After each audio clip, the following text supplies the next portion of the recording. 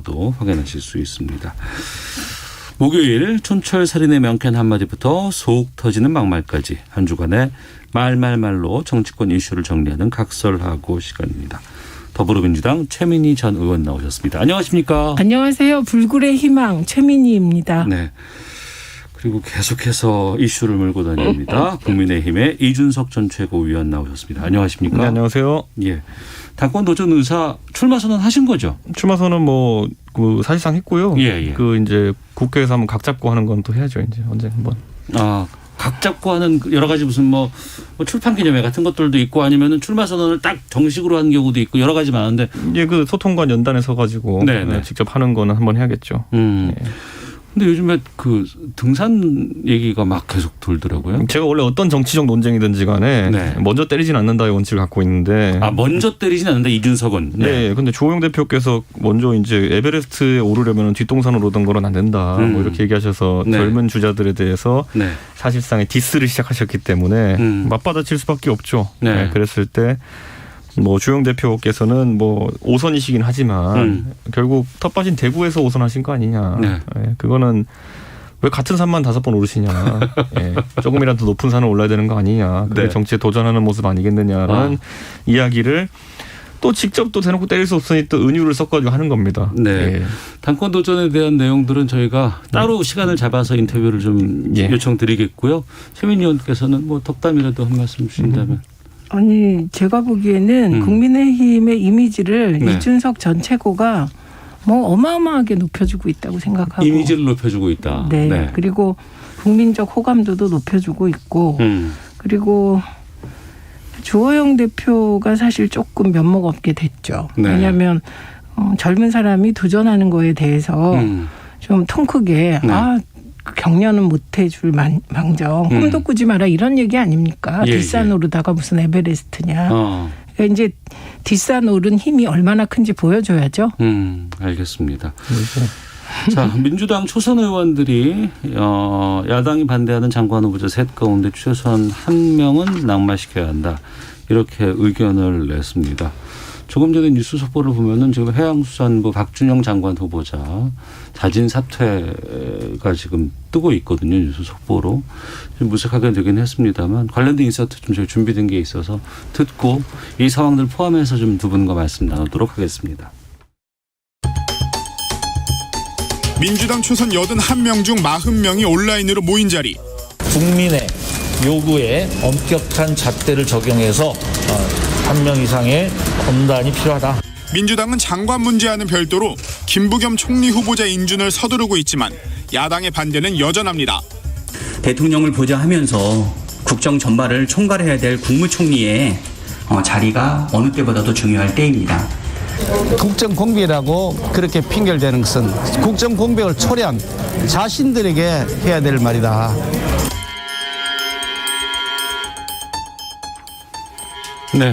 민주당의 고영인 의원, 또 박찬대 의원, 또 김기현 원내대표 목소리도 좀 들어보셨습니다. 그 박준영 해양수산부 장관 후보자 자진 사퇴 발표가 좀 나왔네요. 입장문이 나왔는데 소개를 드리면 해양수산부 장관 후보자로서의 짐을 내려놓겠다. 그동안 제기된 논란들, 특히 영국 대사관 근무 후에 가져온 그릇 등과 관련한 논란에 대해선 청문회 과정을 통해 국민 여러분께 진심으로 사과드렸고 제기된 의혹에 대해서도 성실하게 설명을 드렸습니다. 하지만 공직 후보자로서의 높은 도덕성을 기대하는 국민의 눈높이에 맞지 않는다는 점은 부인하기 어렵다면서 다시 한번 깊은 사과의 말씀을 드립니다. 이렇게 발표가 나왔습니다. 민주당의 초선 의원들의 입장들이 정리가 돼서 지도부에 한 명 정도는 정리해야 되는 것 아니냐 이런 발표가 나왔다고 했는데 어떻게 보셨어요? 여기서부터 좀 시작하죠. 저는 민주당 초선들의 저런 요구는 무슨 뜻인지를 모르겠습니다. 최소한 한 명 정도 낙마시켜라. 그런 게 어디 있어요 이 세상에. 그러니까 중요한 건 A라는 후보자는 요런 사실 때문에 부적격입니다. 이렇게 해야 인사권자가 그게 일리가 있다. 부적격 사유를 반드시 밝혀야 없다. 되고. 그래야 되는데 여론이 이러니 무조건 한 명은 낙마시켜야 한다. 이거는 정말 저는 국회의원들이 이런 결정을 했다는 걸 믿기 어려운 결정입니다. 근데 네. 이게 언론 보도가 사실이라는 전제로 왜냐하면 믿을 수가 없어요. 그러니까 예를 들면 박준영 후보의 경우는 누누이 말씀을 드렸습니다. 그 영국에서 가져온 도자기 부분은 보통 사람들은 무슨 일인지도 모르겠다. 그러니까 여야가 그게 무슨 일인지 사퇴할 만한 일인지 밀수인지 아닌지 밀수면 고발하세요.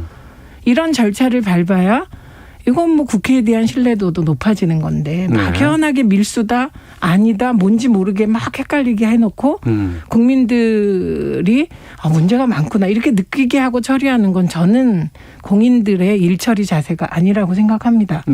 그런데 박준영 후보자가 자진 사퇴하는 건 자진 사퇴하는 걸 또 막을 수는 없는 거거든요. 그건 존중해야 하는데 저는 이번에 민주당 초선 의원들이 최소한 한 명 낙마시켜라. 그리고 근거가 없는 부분. 이 이유 때문에 이 사람 한 명은 안 된다라고 잘 그게 얘기하던가. 아니었어요. 예, 그 지금 프레임이 이렇게 그러니까 그걸 이해하자면 프레임이 이렇게 짜졌으니 그 한 명은 최소 낙마시켜라 이런 걸로 받아들여지는데 아유 이렇게 하는 거는 조선 아니죠. 지금 보세요. 이준석 전 최고는 당대표를 하겠다고 도전합니다. 그리고 당의 원내대표를 지내고 거의 사선 중진에 맞붙습니다. 그리고 근거가 명확하잖아요. 근데 지금 민주당 초선들은 뭐 하시는 겁니까? 근거를 대고 일을 해야죠. 그래야 설득이 되죠. 예, 이준석 주역교사는요? 저는 사실 이걸 예측했습니다.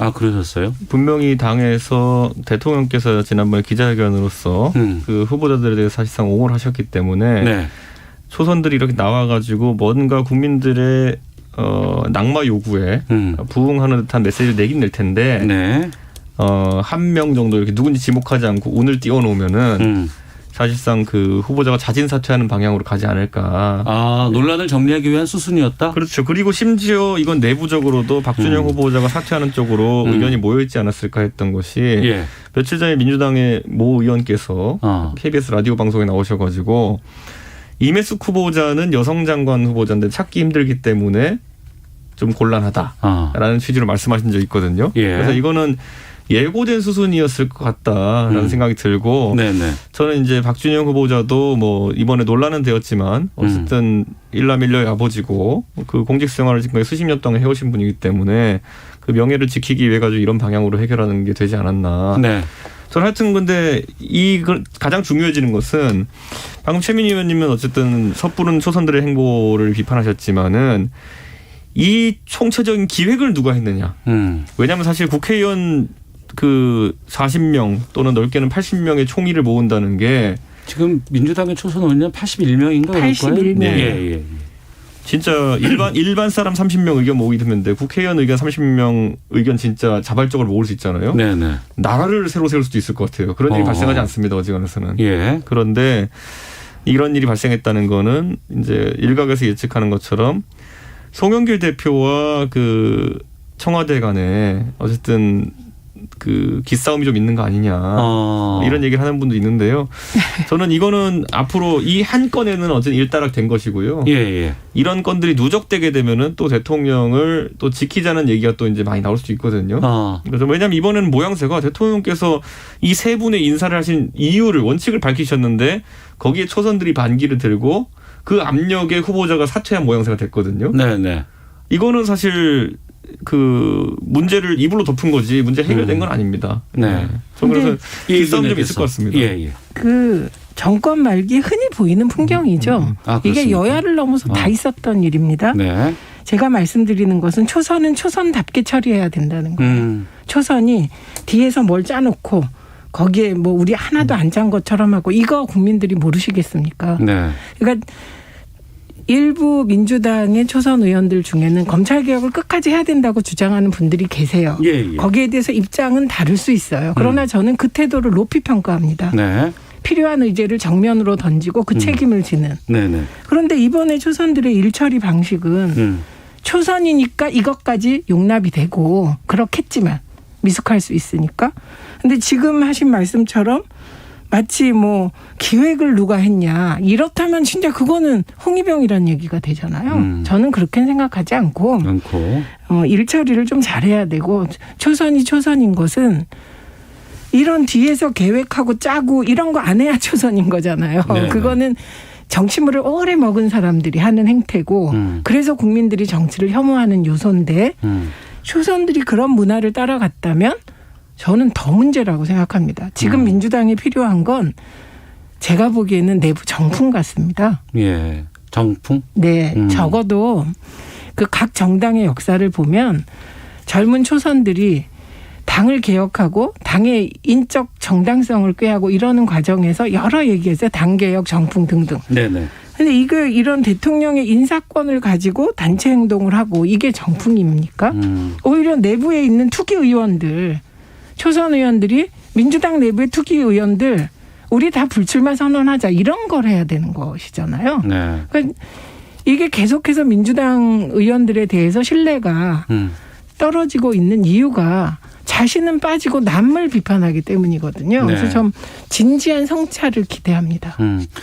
그러면 지금 박준영 장관 후보자의 자진 사퇴가 나온 상황에서 국민의힘은 지금 어떤 스탠스로 갈까요? 그리고 총리 후보자에 대한 임명 이제 처리 오늘 오후에 국회에서 본회의 열어서 하겠다고 민주당은 얘기하고 있는 상황인데 오후는 어떻게 전망하십니까? 저는 기본적으로 아까 최 의원님 말씀하신 대로 각 후보자에 대해 가지고 낙마 사유 또는 저희가 보고서를 채택하지 않은 이유가 네. 다만 의식하고 있습니다. 그런데 여기서 또 저희 입장에서도 민주당이 어쨌든 한 명이 자진 사퇴 형식으로 사실상 낙마한 상황 속에서 그럼 나머지 사람들 결격 사유는 눈 감아줘야 되는 거 아니냐. 네. 이랬을 때 저희가 쉽게 답할 수 있는 문제는 아닙니다. 왜냐하면 저희도 정치적인 문법상에서는 예. 그래 민주당이 성의를 보였다. 그러니까 우리가 이제 동의해줄게 이렇게 할 수도 있지만은 네. 그러기에는 또 비논리적인 부분이 있는 거거든요. 특히 아까 제가 계속 지적했듯이 처음부터 민주당이 어떤 여성 장관 30% 비율을 유지하기 위해 가지고 이메스 후보자를 어떻게든 살리고 네. 그리고 박준영 후보자는 아무도 안 도와줌으로써 자진 사퇴를 유도한 거 아니냐. 이 정도의 지적은 할 수 있다 보고 다만 이제 어쨌든 민주당이 성의를 보인 모양새이기 때문에 특히 총리 후보자 임명동의안 처리에 대해 가지고 저희가 마냥 팔짱만 끼고 있을 수 없는 상황이 됐다. 이건 뭐 인정할 수밖에 없습니다. 근데 이래요. 그러니까 노영욱 후보자는 제가 거듭 말씀드렸습니다. 이분은 네. 개인적 귀책 사유가 없다. 노영욱 없습니다. 예, 없습니다. 그리고 이거를 예. 조응천 의원이 국토위 간사세요. 조응천 의원은 지금 앞장서서 민주당 내부 문제, 청와대 문제를 공개적으로 비난하는 분이잖아요. 예, 예. 근데 조응천 간사가 부적격 사유가 없다 이렇게 보고를 했어요. 근데 부적격 사유가 없는데 계속 언론이 임노박 한단 말이죠. 그러게 예, 예. 노영욱 후보자는 정말 진짜 속으로 억울할 것 같아요. 그러니까 결격 사유가 없어요. 노영욱 이분. 후보자 같은 경우에 언론에서 지적했던 것은 저기 세종시 관련된 이런 뭐 차액 2억 아니 뭐 근데 정도. 그건 제가 네. 그 아파트를 이 사람이 무슨 돈 벌려고 산 것도 아니에요. 세종시에 공무원들 내려가라고 해서 특혜 분양을 줘서 받았고. 네네. 그런데 또 정부에서 방침이 1가구 2주택 안 된 데서 팔았는데 집값이 오른 거예요. 그러니까 위법 행위가 드러난 건 하나도 없다는 없어요. 거죠. 그러니까 예, 예. 이걸 어거지로 관사 재테크라고 하는데 그 관사건은 이건 정부에서 일해본 분이면 누구나 아는 일인데 네. 관사를 노영욱 후보자가 장관 되는 과정에서 처음 만들었다. 그럼 욕먹어야죠. 예, 예. 그 관사를. 그런데 그게 아니고 상황이 그랬다 그러면. 상황이 그랬다면 이 사람한테 물으면 안 되고 관행을 고쳐야 되기 때문에 네. 저는 노영욱 후보자는 아무리 찾아봐도 귀책 사유가 없습니다. 그리고 아내 문제는 그런 개인적인 아픔이 공개된 거에 대해서 오히려 문제 제기한 사람들이 사과해야 되는 사안이었어요. 따져보니. 국민의힘 쪽에서는 이제 그 과기부 장관 후보자에 대해서 계속해서 얘기를 하고 있는데. 그리고 제가 그 얘기 하려고 그래요. 네. 과기부 장관 후보자도 다 살펴보니 심지어 논문에 대해서는 과기부의 과학기술계 단체들이 검증을 해서 이것 폐설 아니다. 이게 발표까지 했습니다. 그래서 보니까 2개가 남아요. 그리고 뭐 그 다운 계약서는 2007년 이전 거는 문제 삼으면 안 돼요. 전 국민이 그런 걸 어떻게 문제 삼습니까? 관행 그 절차가 그랬는데. 네. 2개 남아요. 자녀 이중 국적. 두 번째는 출장 시에 자녀 동반. 네네네. 근데 출장 시 자녀 동반도 비행기 표는 사비로 한 거예요. 그러니까 비용은 사비로 한 거다. 예. 네. 그리고 호텔은 같이 썼는지 확인이 안 돼요. 근데 추가 비용은 안 들어갔다는 거예요. 공적인 돈으로. 그러면 자녀 이중 국적 문제는 이거 국적을 회복하겠다. 딸이라서 네. 이게 군대 문제가 없다 보니 해결이 안 됐다. 그래서 국적을 해결하겠다고 했어요. 그럼 남는 거는 출장 갈 때 자녀 데려간 거 요거 남는 겁니다. 네. 다 보면. 그러면 요 사안이 장관 수행하기에 적절한지 부적절한지는 따져야 되는 거다. 네. 그리고 나서 부적절하다는 판단을 여야가 합의하면 그만두는 거고 야당도 이건 좀 무리하다. 네. 이 정도면 장관 수행은 할 수 있겠다 하면 합의가 되는 거거든요. 근데 이런 절차를 안 거치고 그냥 무조건 3명. 이거는 저는 진짜 아니라고 봅니다. 네. 저는 기본적으로 뭐 최민희 의원님 말씀하신 것처럼 그런 세부적인 사안들을 여야가 다 검토한 것이고 민주당이 만약에 거기에 자신감이 있었으면은 그 적격 의견으로 보고서 채택하려고 하는 시도를 강하게 했을 텐데 예. 민주당도 그러진 않았습니다 이번에. 그러니까 특별연설 이후에 그렇죠. 오히려 오히려 민주당에서도 주저하는 모습 보였고 그래서 사실관계보다는 이제 여론을 많이 살피는 이런 상황이었거든요. 그래서 저는 어느 정도는 민주당 내에서 지금 내부 알력이 있는 것처럼 보이는 건 외부에서 사실입니다. 왜냐하면 지금까지 30여 차례 이제 장관 임명 동의안을 거의 강행했을 때, 그 청문 보고 세트를 강행했을 때 보여줬던 모습과는 속도 면에서도 자세 면에서 상당히 달랐습니다. 그래서 이거는 아무래도 내년 대선을 생각할 수밖에 없는 당과 다시는 선거 나오실 일이 없는 대통령 간의 좀 그 생각 차이가 아닐까. 대통령께서는 임기 후반부에 본인에게 남은 1년이 참 소중한 1년이고 이때 본인이 했던 정책들을 잘 마무리 짓기 위해서는 인사들을 본인이 옳다고 생각하는 사람들로 인사하는 걸 중요하다 생각하시는 것 같고 당은 아무래도 선거를 치러야 되는 조직이다 보니까 국민들이 싫다 하면 그냥 몸을 낮출 수밖에 없는 그런 상황이 이제 오지 않았나. 그래서 이 갈등이 좀 지속될 거로 좀 보입니다. 아니 근데 중요한 거는 기가 죽어 있다 이 얘기하는 거예요. 재보궐선거 이후에 기 죽죠. 그렇게 참패했는데 기 안 죽으면 정상이 아니에요. 근데 기 죽었다고 내용도 살펴보지 않고 내내 하면 그게 대선 전략에 좋을까요? 그러니까 저는 이럴 때일수록 중심을 잡고 가야 돼요. 그 중심을 잡고 사실을 다 확정한 다음에 그래도 국민 여론이 이렇고 이 프레임에서 빠져나올 수가 없습니다. 지금 상황이. 이렇게 호소를 해야 맞지. 그냥 뭔가 두리뭉실하게 뭐 여론도 나쁘고 뭐 그 보수 언론은 막 이렇게 보도해서 프레임이 짜였고 두렵기도 하고 이건 아니다. 그 말씀을 드리는 겁니다. 알겠습니다. 오후에 그러면은 김부겸 총리 후보자는 통과가 될까요? 처리가 될까요? 어떻게 전망하세요? 뭐 저도 이거 낙마 소식을 지금 이제 들었기 때문에 저희도 막 시작하게 그렇죠. 이게 와서 변화가 있을 거라고 저는 생각합니다. 왜냐하면 김부겸 후보자 같은 경우에는 물론 이제 저희 당의 김기현 원내대표께서 취임하신 지 얼마 안 됐고 이걸 굉장히 강하게 추진하셨기 때문에 김부겸 후보자 낙마를 저희도 사실 예상하지 못한 타이밍에 세게 말씀하셨기 때문에 다소 시간이 지연될 수는 있을 것 같습니다. 하지만 처리를 하는 쪽에 방점을 찍지 않을까 싶습니다. 그러니까 김기현 원내대표도 그랬고 또 오전에 조경태 의원도 상당히 김부겸 후보자에 대해서 계속해서 이제 비판적인 말씀 계속 하셨는데 어떻게 전망하세요? 김부겸 후보자는 나중에 나온 게 라임에 사위가 돈 10억 투자했다는 거. 그래서 이걸 가지고 10억이 얼마나 큰 돈이냐 막 이랬는데 보니까 그 연예인 하던 딸의 남편 기업을 하는 분이라 그분한테 10억은 저희의 10억과는 다르더라고요.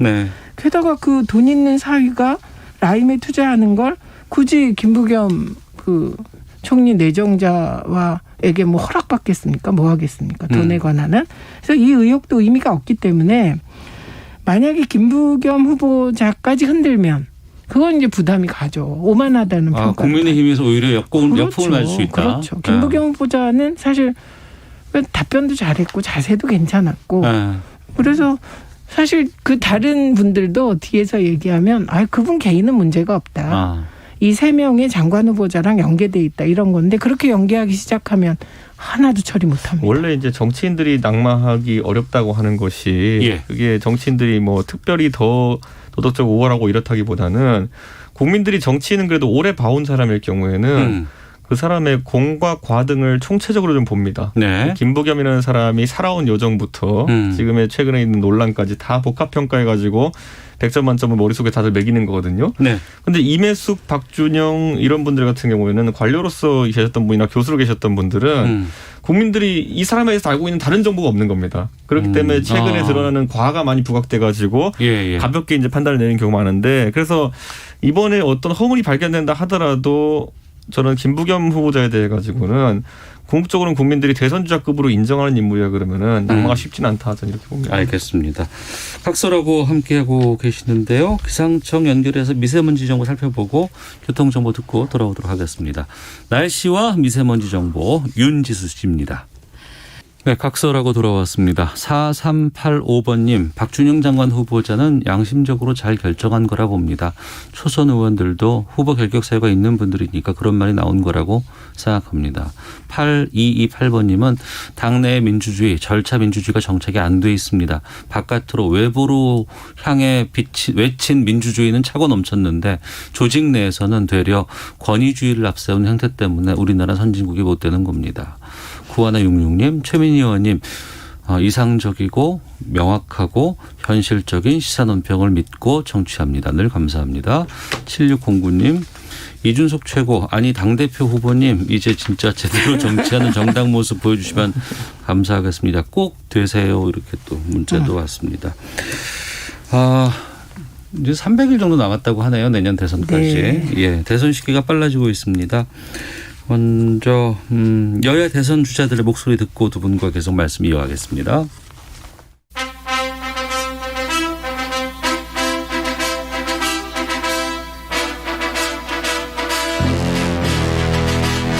앞으로 먼 길을 함께 서로 손잡고 가실 수도 있을 것이라고 생각하니까 매우 가슴 벅차고 이런 시대 국가의 역할은 무엇인가?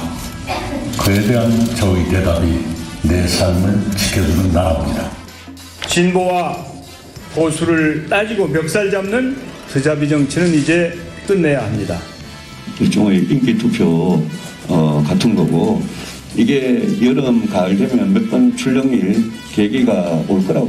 민심의 요구사항을 제가 아주 치열하게 제가 듣고 거기에서 실천할 해법들 만들려고 합니다.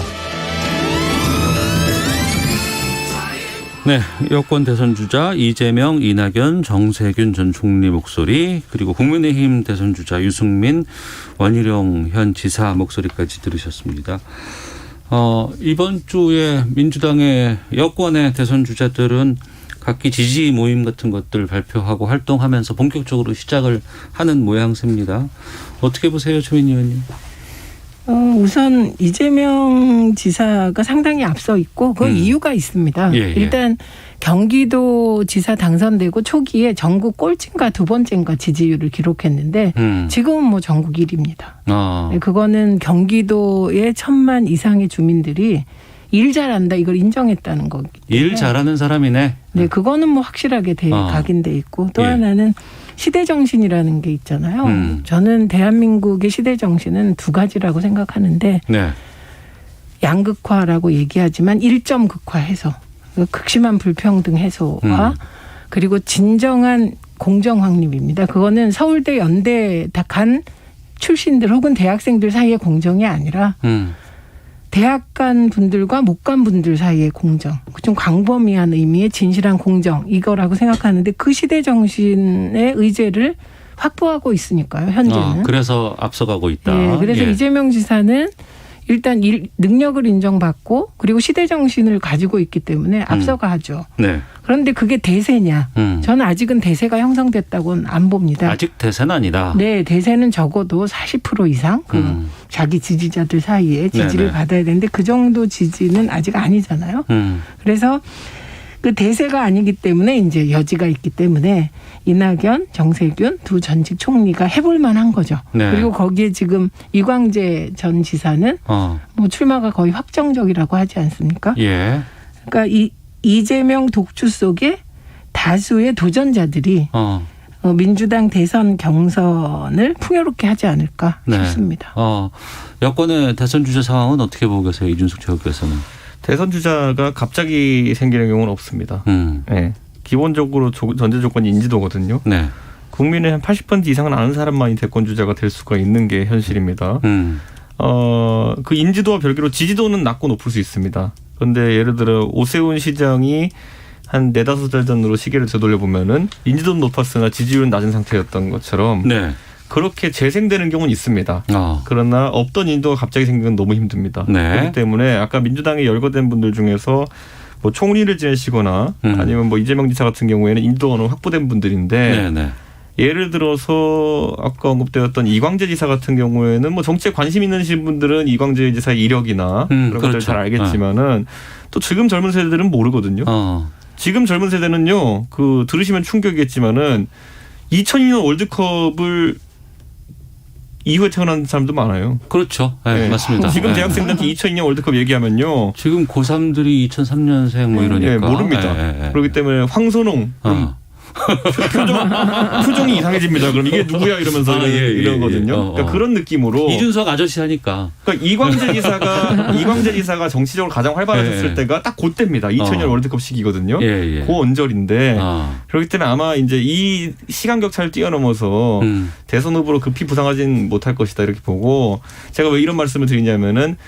여권에서 지금 120일, 180일 이렇게 선거를 언제 치를 거냐에 대해서 논쟁이 있는데 저는 지금 180일 전으로 되는 현행 당규대로 했을 때 뜨지 않는 사람이 60일 사이에 갑자기 뜰 리는 없다. 저는 약간 그렇게 보고 있습니다. 그런데 이거는 또 뒤집어서 얘기하면은 오늘 유인태 정무수석도 얘기하셨던데 거꾸로 이재명 지사가 그럼 180일 전에 이렇게 유리한 상황 속에서 120일 뒤에는 전 상황에서 안 유리할 것이냐. 그것도 아닙니다. 그렇기 때문에 이거는 마음을 좀 여유롭게 가지는 사람 쪽이 우세한 것이다 라고 표현하셨는데 저는 적극적으로 공감합니다.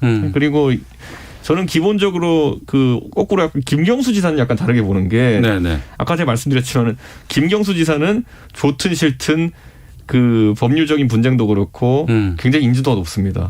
그래서 거기서 재판에서 만약에 명예가 회복된다 그러면은 그게 아직 가능성이 있을까요? 전 대법원에서 만약에 뭐 명예를 회복할 만한 판결이 나온다든지 하면은 그러면 대선에 참여할 수 있을지도 모르겠으나 기본적으로 인지도 없는 분이 갑자기 인지도 생기기는 어렵습니다. 그래서 저는 그렇게 좀 구분해가 봤을 때 여권의 잠재 후보군들은 지금 얘기했던 이재명, 정세균, 이낙연 정도로 좁혀지지 않을까. 그럼 바로 여쭤볼게요. 그러면 국민의힘 쪽은 상황은 어떻게 보고 계세요? 저희도 이제 소위 말하는 유승민, 원희룡 두 분이 지금 당 안에 있고 당으로 지금 들어오시겠다고 선언하는 홍준표 대표가 있고요. 거기에 이제 안철수, 윤석열. 제가 국내산 유구 뭐 이런 얘기하면서 그분들은 아직까지 수입산이다라고 이제 말씀드렸는데 이분들이 저는 빨리 당에 들어와가지고. 어쨌든 당에서 융화되는 시간 6개월 이상이 필요합니다. 융화되는데도 물리적인 시간이 필요하다. 왜냐하면 대선은 총력전입니다. 그렇기 때문에 만약에 양자 대결 구도로 치러지게 되면은 아무리 윤석열 총장이나 안철수 대표가 범보수 후보군을 분류되고 있다 하더라도 이게 머리에다 딱 국민의힘이랑 붙이고 하는 거랑 아닌 거랑 차이가 있거든요.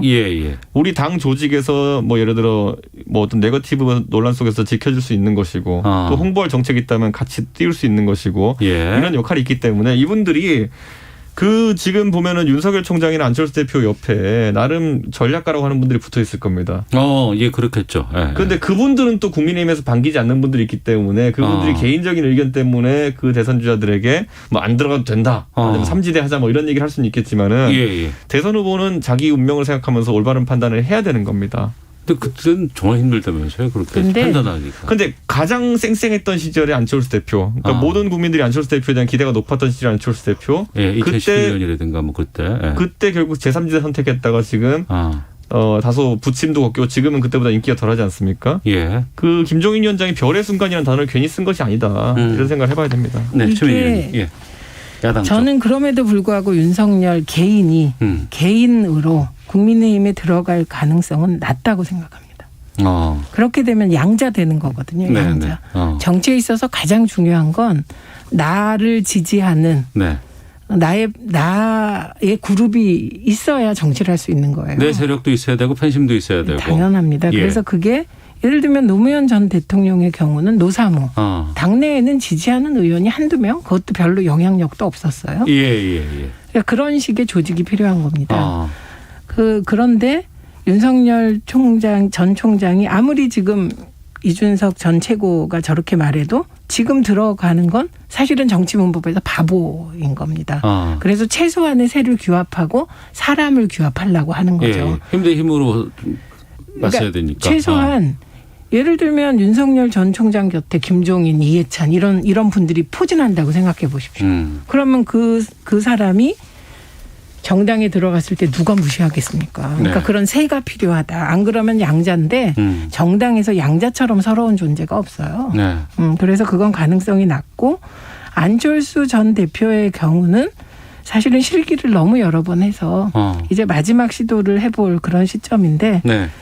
지금 합당 문제를 해결을 못 하잖아요. 그러니까 그거는 다 레코딩 돼요. 기록돼요. 네. 그러니까 중요한 건 정치인이 하는 모든 행동, 말은 과거 같지 않아서 기록돼서 그것이 과연 어떻게 될 건가. 네. 그래서 실기를 하고 있다. 이렇게 봅니다. 아니 안철수 대표 합당 문제 이야기하니까 굉장히 저는 오늘 깜짝 놀랄만한 뉴스를 봤던 게 예. 안철수 대표의 국민의당이 21일까지 전국 253개 지역구에서 지역위원장 공모를 시작했습니다. 22일이 저기 그 경선 후보. 네, 근데 21일까지 그때 네. 안철수 후보의 국민의당의 지역위원장을 전국에 이제 국회의원 선거구마다 모집한다고 하는데 예. 그러면 합당이 되나요? 아니 저거는 조직을 만들어 놓고 들어가겠다는 거예요. 그러니까 둘 중에 하나입니다. 합당을 하지 않겠다는 의지로 자기 조직을 키우겠다는 걸 수도 있고, 근데 그건 아닐 거라 보는 사람이 많죠.